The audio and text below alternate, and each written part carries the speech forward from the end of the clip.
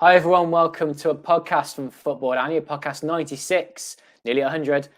We're available on YouTube, SoundCloud, iTunes. Check us out, listen to us, watch us, and get involved. Give us a like if you enjoy our podcasts, subscribe if you're new, and comment what you're thinking about all of the things talking about today. On the menu, we're definitely going to be talking about PSV 2, Ajax 1 in the Dutch Cup final. What a final that was. Erik Ten Hag, very likely now to be going to Manchester United. We'll be telling you the latest on that situation, but also what we think of the situation, whether Ten Hag is going to succeed at Manchester United.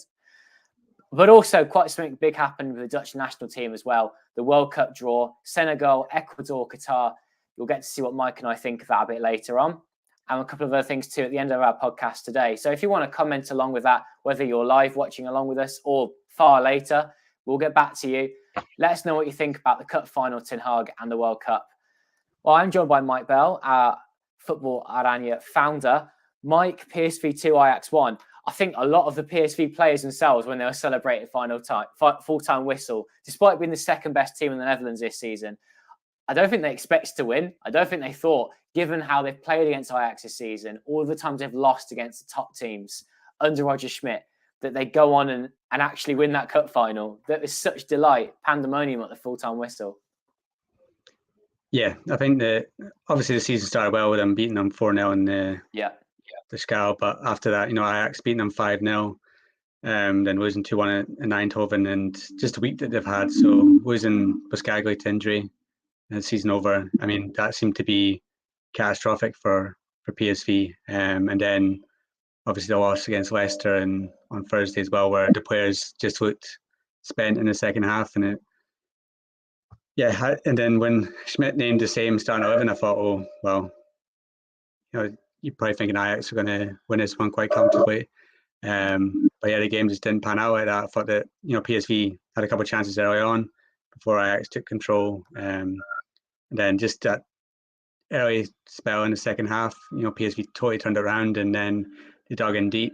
I thought that they played really well defensively towards the end, and they could even made it 3-1 towards the end as well. So I think that they're shocked to win it, but I think that it was a good performance overall from them, especially in the second half. And it's great to see them lifting the cup and Gakpo being the match winner. Born and bred in Eindhoven, wins the cup for them against Ajax. So if that is the way that he's going to go out at PSV this season, then he's going to go out as a hero, winning their first trophy in years, and at KVB Cup, in years, and being a match winner in it. So it's a good way to go out if that is the way he does decide to leave in the summer.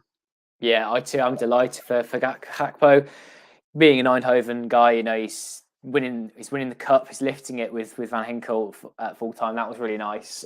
Two captains sharing it together. Schmidt was so happy as well. The players just so like on their knees as well, delighted the fact that they had, like you said, lost on Thursday to Leicester, a game where the fitness levels were pretty poor towards the end of the game, hence why PSV lost out to Leicester. Then holding out in this cup final, I disagree with you saying about them being defensive resolute. I actually think PSV were a little bit lucky to not concede a second time or more, especially towards the end of the game. There was no kind of like, I guess it was now to try and see out the game. I feel like they were just inviting pressure back from Ajax time and again. There were some good clearances, some good blocks and good headers, of course. So that kind of defensive stuff was great. But when Bruma was running through on goal, he went to go and take the shot to make it 3-1. But why didn't you take it to the corner? It was making it more agonising, I'm sure, for the PSV fans. Little things like that. It would have been good to have seen PSV do against Leicester as well on Thursday to try and hold out the game a bit better. But yes, they did miss chances in the game against Leicester. Sangare blasting over the bar. Again, the same happened today. Bruma missed several good chances to make it 3-1. But PSV, you know what? They deserve it. I'm glad they got to win something this season. The quality of players they have, particularly in attack, is of a high quality, and it deserved, I think, in the Netherlands, a reward. The Dutch Cup is a great reward for the season they've had. A shame that they won't quite have enough to win the Eredivisie. I don't think anything shocking is going to happen there now. But great. I'm glad that the PSV we thought were going to come out at the start of the season have, on the whole, had a pretty good season. Lost out in the end to Ajax in terms of the league, but they got the cup, and that's something.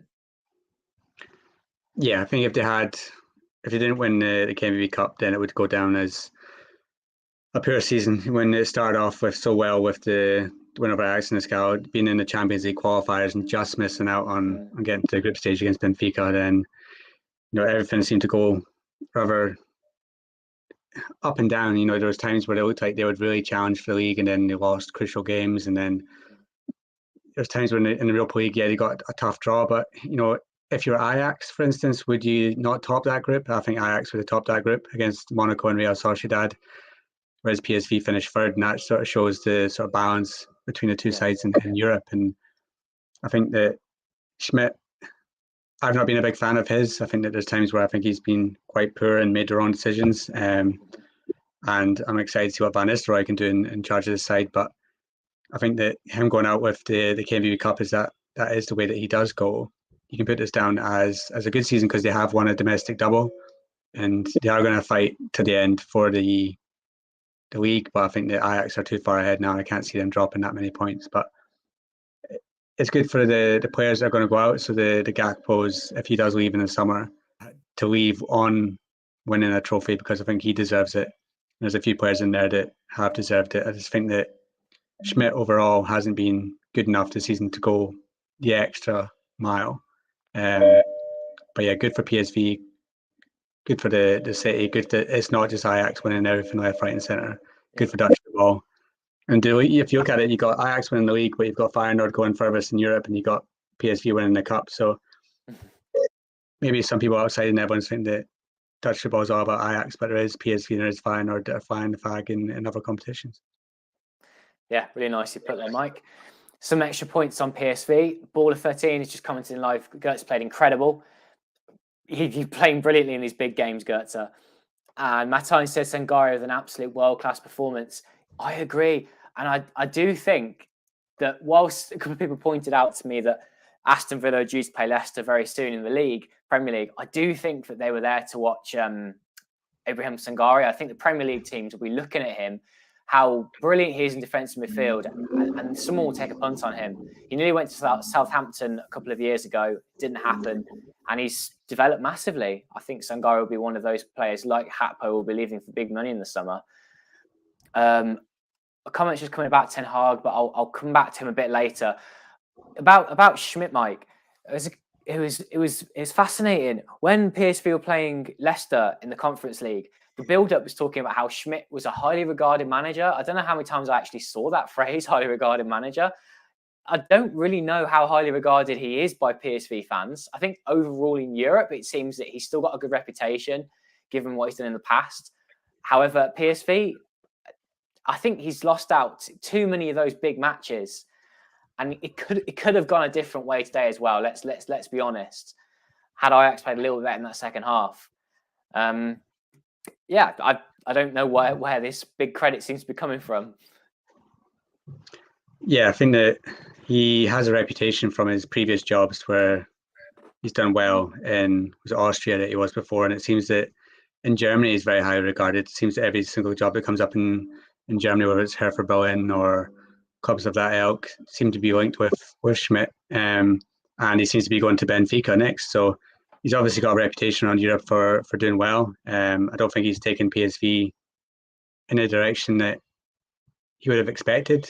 I don't think they have really challenged Ajax as much as they should have, and I don't think they've done as well in Europe as they should have. So I think that Schmidt overall, I don't think goes down as a great success, but he's leaving with a trophy, and maybe that will turn the opinion around on him that if he didn't win this cup, he's probably leaving with not much apart from the Johan Cruyff scout. So maybe I'll look more favourably back on him now after this win, but I can't say that overall he's been a success as a PSV coach just because of what they've done in the league and in Europe. But fair play to him if he's still got that reputation. Maybe he'll go into Benfica and do well there, but I don't think that he is getting the right sort of press if people are still saying he's highly regarded after what he's done with PSV. Yeah. Let's move on to Ajax then, and their manager in particular, Erik Ten Hag. And he is definitely highly regarded amongst the English media, but also the Dutch media. He's has a brilliant time with Ajax. Everyone knows that. People know what he's done with that club, even though he's had a bit of money to spend along the way. However, will he go on to succeed at Manchester United? The latest rumours are that he will become the manager of the club. I think there's no getting away from that now. He continues to avoid the questions from Dutch media about it. He's booted out English media from coming into his press conferences because he doesn't want to talk to them. And there are some questions sort of coming up about him now. Here's one from Rob today, just a small example. He said Berghuis was deadly. Every Ajax attack died at his feet. I think Rob's got the wrong meaning of deadly there. I think it means that he perhaps wasn't so deadly. But how did Ten Hag not sub Berghuis off earlier? Because could he have done things a bit sooner? And his time jumping in, Ten Hag's substitutions were questionable at best. Is he losing his mojo? I think this is something that's always been with it, Ten Hag, is he's not always been the best at rotation. And sometimes his questionable substitutions at times have cost Ajax. But you can say that about Schmidt, you can say about any coach that ends up losing, why didn't he do this earlier? Why didn't he do that earlier? Berghuis has had a dip in form. I think that he started the season really well with Ajax. But recently, I don't think he's been as strong as he usually is. But then I don't think really Ten Hag has the options. He doesn't have David Neres on the bench anymore. I think it's telling that Darami wasn't even brought on, and he was the big January signing that they brought in. He doesn't seem to be ready yet for the first team. And then I don't think Ajax particularly looked great when Haller came on and went two up top. So yeah, Berghuis wasn't great, but sometimes a player can play rubbish for 85 minutes and come up with a one moment that equalises. So yeah, I think Ten Hag gave him the chance to do something that didn't happen. And even when he substituted him off, that didn't exactly work out either. So you're damned if you do, damned if you don't. So I think today, it goes down as being an unlucky one for Ajax, and they didn't take their chances really. No. It was a good article on BBC from Martin van der Kraan, who's actually a Dutch journalist, about Ten Hag this week, saying how great he would actually be at Man United. He's got this. He's stern enough to handle the players. Agree. He's actually very good with handling the Ajax players, who are actually quite big personalities. He's got this tactical. People know him for the way he plays, the way he gets Ajax to play. Obviously, worked with Guardiola in the past. That's important as well. He's got all these things going for him, and also fascinating to find out that he hasn't really got financial interests in the game. He doesn't have to make this move to Man United. He's just doing it because he wants to challenge himself. That was also interesting.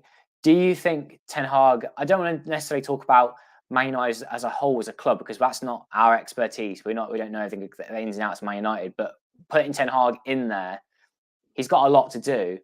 And just as a small example of what I mean, did he handle the Ryan Havenberg situation well enough, given his dip in form this season and his move potentially to Bayern Munich? Ten Hag, can you be persuaded to Havenberg to stay at the club? Has he played better since he's come back into the side? What do you think? Because, of course, he's going to have to translate that to all of those players at Man United that aren't playing at their best. I think he did handle it okay. Louis van Gaal's taking credit for Gravenberch, playing a bit better since coming back into the Ajax side, because obviously I had a call saying he got dropped from the Netherlands. But yeah, it's difficult because there's agents that play here. So, Ten Hag can say whatever he wants to Gravenberch, but he's got Mino Raiola in his ear saying, "Oh, Bayern Munich want you. You should go there." So, could Ten Hag have done better there? Possibly, but he's done it in the past. Dusan Tadic is still at the club. There's a point where he was meant to be going to Barcelona, and he convinced him to stay and then sign that really long contract. And there is players that they have managed to turn around, say players like Alvarez, and who was heading out at one point, and Ten Hag's worked him around into a great midfielder. So I think that in isolated moments, there's moments where he could have been done things a bit better, or there's times where he could have done things differently. But that's the same with any club, with any players. So I think that Ten Hag definitely has the ability to handle Manchester United, and I think he can go there and do a great job. It's just whether he gets the time and the resources to do that, and whether the players that are there are without trying to find the right word, but is he going to be able to get the best out of Paul Pogba and like Ronaldo, or are they going to try and take over the dressing room like they have done for previous managers? Because Ten Hag, I think he's great, and I think that he can go there and do a great job. But other managers have went there and not been able to do that. Yeah, Manchester United is right now a very difficult club to manage because of the past success that they had. And can anyone do what Sir Alex Ferguson's done them? And he's still looming over the club in a large way. So it's difficult for Ten Hag, but all I can say now is I think he can do the job. We'll see from the summer if he does decide to go and it gets confirmed, because it's a club where the fans are expecting to challenge at the top, and they have spent loads of money, but it just hasn't worked. And there's players there that need to get shipped out. It's a big revolution that he's there. Will Ten Hag get given 2, 3, 4 years to turn it around? We'll see. Will he get resources to do that? Because as Van Gaal says, it's a commercial club. It's not really a football club. So he's not exactly going to get hundreds of millions to buy whoever he wants. So it's a tough position for him. But I hope he does well. I think we all know that there's a lack of Dutch coaches out there that have success outside of the Netherlands. So seeing somebody like Ten Hag going to Manchester United and doing very well is something I want to see, and it'll be great for the country and great for the coaches coming through to see somebody doing well at one of the biggest clubs in the world. But he's got one hell of a job on his hands, and good luck to him. Yeah, he has a massive job on his hands, isn't he? But he's got the potential, and he's somebody who could become a Guardiola or a Klopp with the way he is, the way he's always keen to learn. But will he become that? Will he have a time? Comments come in. Thank you everyone, by the way, if he's watching live and commenting live. And if you're not, do comment in the comment section below. It'd be fascinating to hear your thoughts about Ten Hag. Ten Hag about United will be managing expectations, getting time. This guy thinks he can do really well, but as long as Klopp and Guardiola there, he won't win the Premier League. Maybe the cup competitions will be important for Ten Hag to begin with. Also, Conte and Tuchel are great managers who already have a head start. We'll see how it goes, but it will take time and a big overhaul. Yeah, something you just touched upon there, Mike, was he changes positions of players and gets the best out of them. Just as an example, could Fernandes play deeper in midfield, like what he did that with Ziyech, or perhaps on the right wing? I'm not an expert about United's players, but when you've seen him do it with Ajax's players, he's put players in different positions, such as Berghuis, another one, put him as a 10, and that has worked for him on a lot of occasions this season. Perhaps with Frenkie de Jong at centre back, we were trying to get that one. He does like tinker around with things. Only he doesn't always stick with the same 11. That is for sure. Yeah, I think that he will go there. He'll analyse the squad. And you'll see what players can do in what positions, and he will tinker with some things. And I think he'll have some positions in mind that he wants to strengthen. I'm sure there'll be some Ajax players that he'll have on his radar. I mean, Timber's already been linked to Anthony. Players like this. I think he gets the best out of some young talents, and United Academy has a lot of young talents coming through, and there's players that even Ten Hag know as well, because he's got Donny van de Beek there. So I mean, he'll be very, very pleased that Ten Hag's coming in. So I think that until Ten Hag gets there in the summer, sees what he's got in front of him, and then starts to do his job, he won't really know what the task is at hand. I think that everybody knows that the amount of managers that have been there without being able to get success, including the likes of Louis van Gaal, it's going to be tough for him. But I really, really hope he does well. I mean, I'm saying that as a Newcastle fan, and you're an Aston Villa fan, and we probably don't want to see Man United doing well. But as fans of Dutch football, I want to see Ten Hag succeed, and I want to see him turn Manchester United around and get the credit that he deserves. Because I'm sick and tired of watching English football programs and commentary and reading articles, and I'm constantly saying, but Ten Hag's not done it at a big club yet, he's not done it in a big league yet, and all this nonsense. And it's just, I hope he really goes there and proves everyone wrong and turns it around, and we see a different side to Ten Hag that we see at Ajax. I hope we see a more passionate, more like a Klopp. He gets some media attention for being a big personality, because I don't really see that with him at Ajax. I see him as being quite reserved, strict. I think he is, isn't he? He's quite shy. Yeah. He doesn't really say much, and you see that when he's getting asked by Man United, he shuts it down and he stays quite quiet. But if he goes to England, becomes a big personality, turns around to Man United, and then becomes put up there with the managers that Matthias just mentioned there, the Contes, Tuchel's, Klopp's and Guardiola's. I'd like to see Ten Hag get into that category because he deserves it. So all I can say is we'll see what happens in the summer. It's a shame that he's leaving Ajax, but I think it's good for the Eredivisie to see fresh faces come in, and there's going to be change at the top two next season. It's going to be intriguing to see what happens in the league. Indeed, it is. And we haven't talked about Feyenoord yet. Obviously, we'll talk about them at the very end of this podcast, but also again in future with them getting to the semi-finals of the Europa Conference League. That's massive. But yeah, well said about Ten Hag, Mike. We didn't talk about the World Cup draw that happened. There is a draw, and it is going to be in November. We are 7 months away right now. The Netherlands have been drawn with Senegal, Qatar, and Ecuador. What are your thoughts, Mike? I mean, on paper, you couldn't really ask for much better. I mean, I think apart from Senegal, I think Senegal are the one that you could have been, I mean, that was probably the toughest team that you could get from that pot. But getting Qatar would be, I think, the dream draw for Netherlands, because it happens at times where you get the host nation going far, and you saw it in South Korea and Japan where South Korea went on a run. But this Qatar side aren't South Korea. They are improving, and there's players that went over to help Qatar football, but that's a game everyone should be winning. But I think that you look at it, it's a very, very kind draw. I think that Netherlands should be beating the Ecuador and then beating Qatar. And then it comes down to what happens with that Senegal game. I think that starting the competition off against Senegal is dangerous.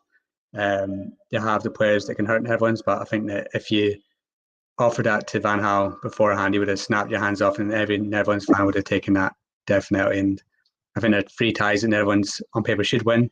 And I'm excited to see the games. And I think they're 3 very different teams and 3 exciting games that are to come up. And yeah, I think that for Netherlands fans, it's a great draw, and one that has us thinking that we should be in the round for going far in the competition. I think that Van Gaal have them prepared for those 3 games, and if they can win that opening game against Senegal, then they can start really planning for the knockout stages. I'm not putting down Ecuador. I think that the fact that they're even there ahead of some of the teams that they've knocked out in South America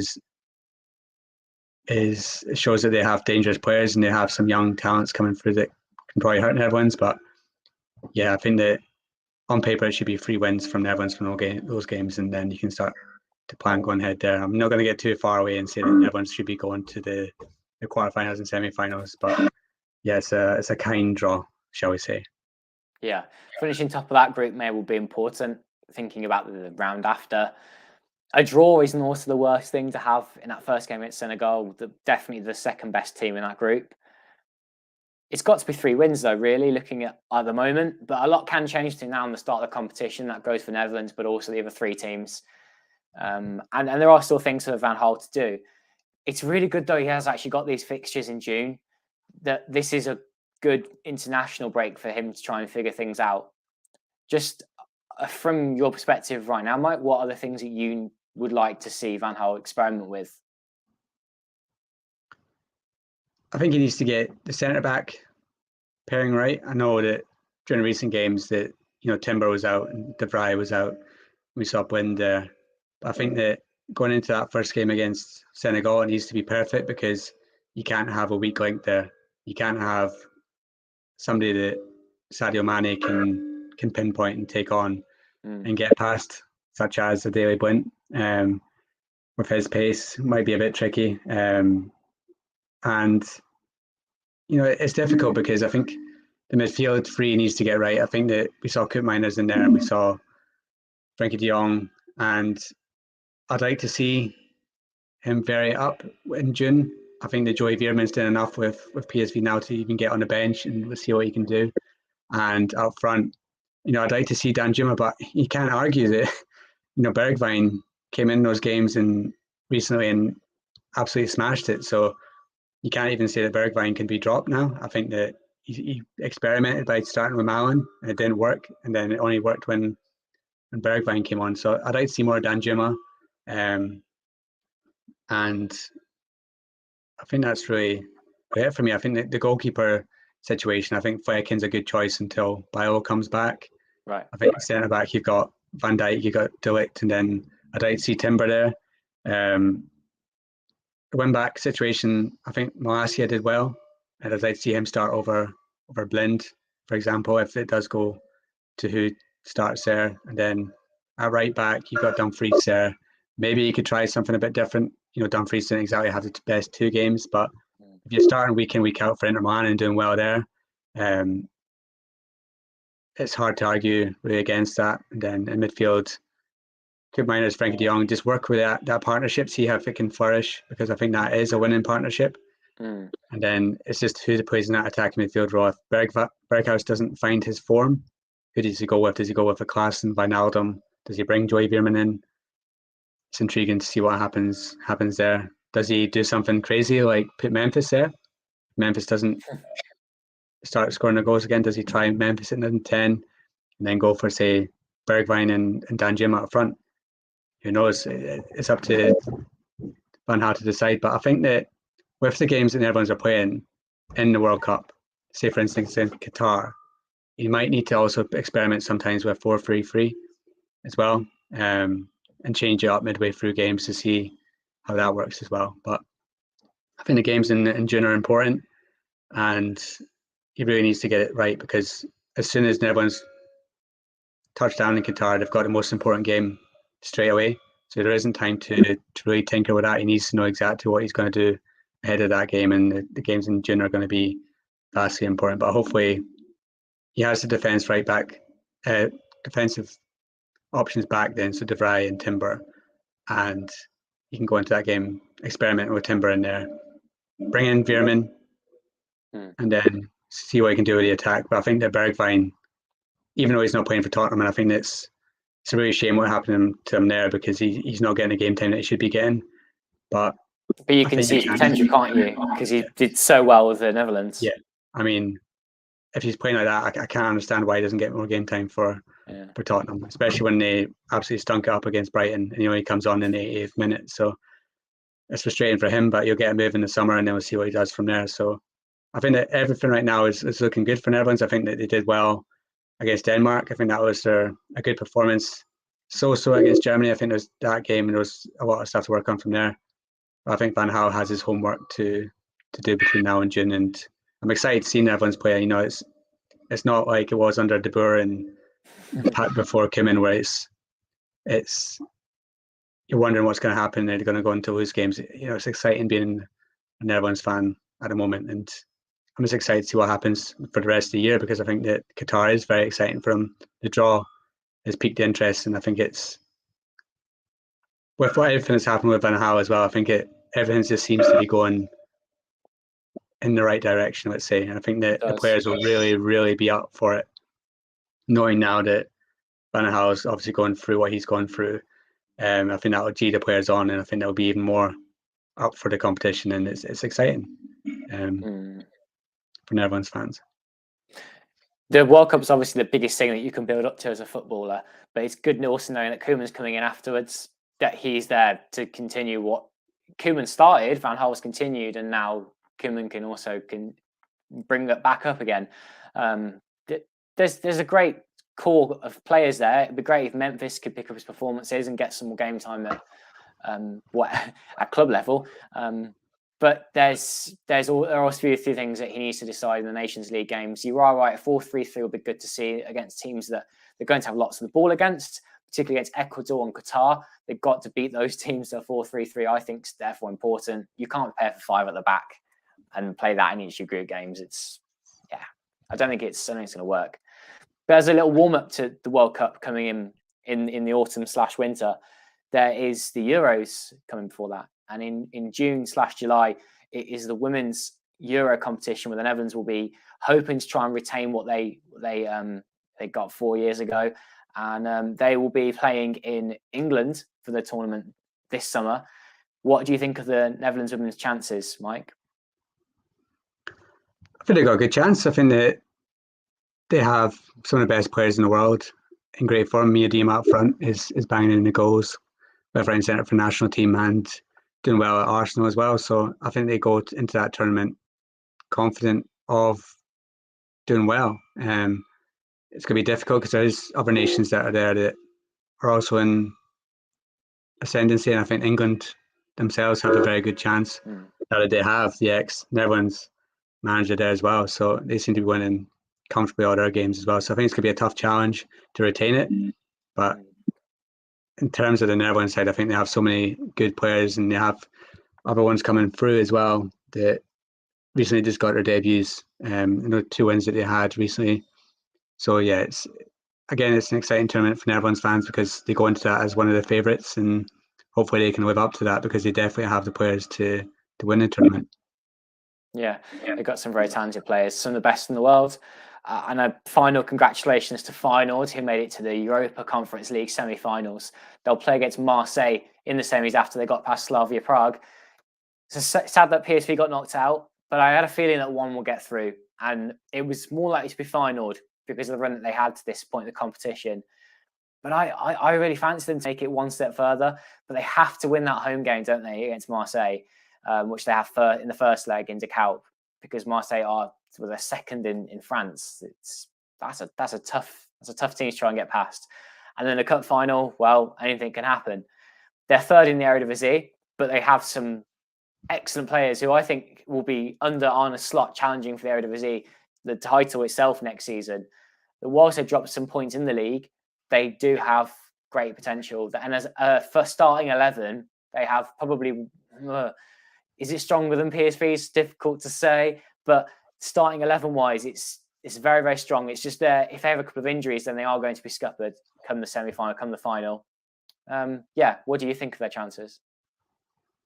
I think that in the last for Europe, I think it's a tough tie, but I think it's one that, as you say, they'll have to win the home leg, and that's going to be some wonderful atmosphere in De Kuip, and the players have to be up for it. And I think the main problem for Feyenoord is the goalkeeper situation, because losing Bio, Marciano coming in and dropping clangers in the first leg against Slavia Prague, they can't have that against Marseille because they'll get punished. And I think it's a tough tie for them, but if they can play to their potential, then I don't see why they can't get through. And if they get to that final against either Leicester or Roma, then who knows what could happen. It could be a famous competition win for Feyenoord. And it's great for Dutch football that they're there. The coefficient has been going up and up. And it's amazing this season. And, Portugal, all our teams are all now out.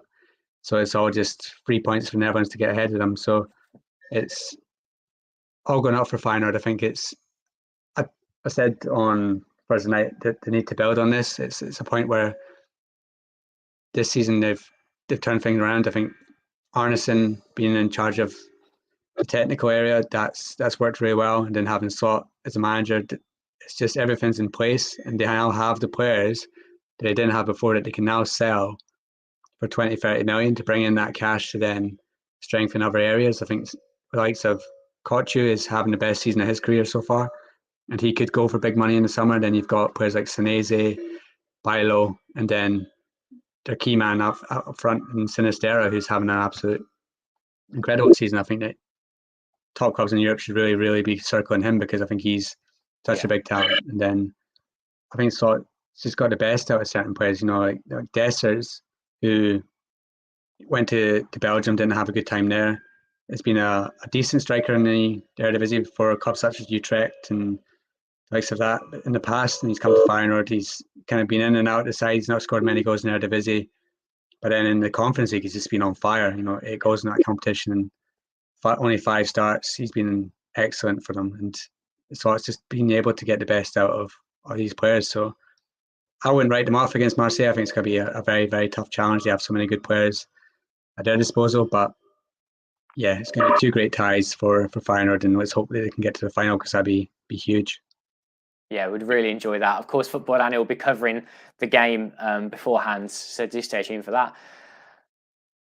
With the Final Four in the Conference League, I found that they were actually on par with the Final Four in the Europa League. You look at the strength of the teams that are in there. And Rob says, good to see Van Bronckhorst doing well in the Europa League. Of course, Rangers in the semi-final of that competition, they might go one step further as well. But yeah, great. The final manager also getting to enjoy the semi-finals of a European competition.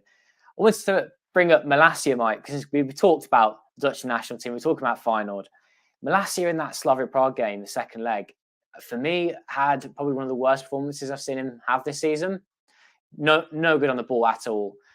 Is that worrying with his Netherlands form at stake, or do you think it's just a one-off and Malacia will come back stronger?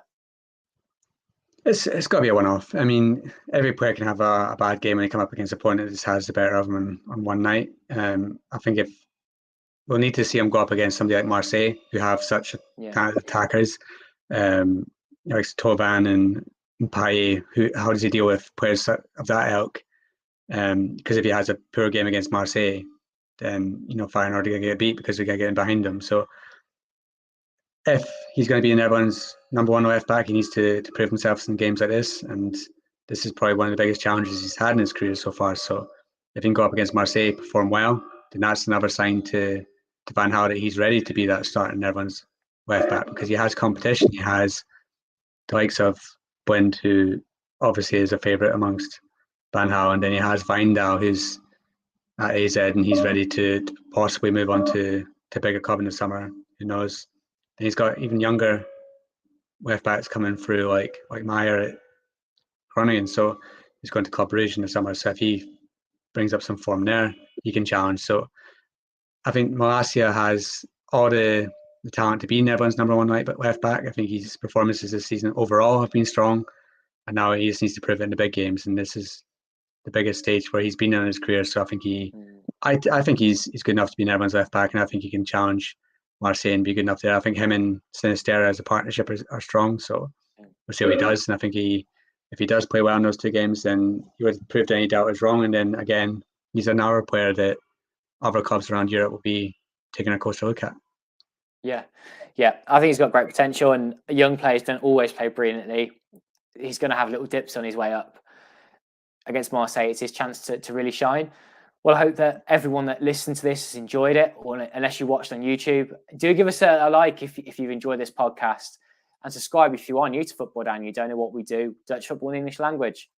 There was something for everyone in this podcast, whether you were celebrating PSV's Dutch Cup win, worried as an Ajax supporter Ten Hag was going, a Manchester United supporter perhaps has listened in to hear a bit more about Ten Hag. You might have been a Dutch national team fan about the World Cup. We touched on the women's game, final in Europe. There's something for everyone on this Dutch football podcast. Do comment below. What did you think of the podcast? What did you enjoy us talking about? And do you have any thoughts on the Netherlands' World Cup draw? Any thoughts on Ten Hag? And are you a PSV fan? And are you celebrating this evening? Do let us know. That's enough anyway from myself and Mike this time on our Football-Oranje podcast. More from us soon. Stay tuned on the website and all our other platforms. Bye for now.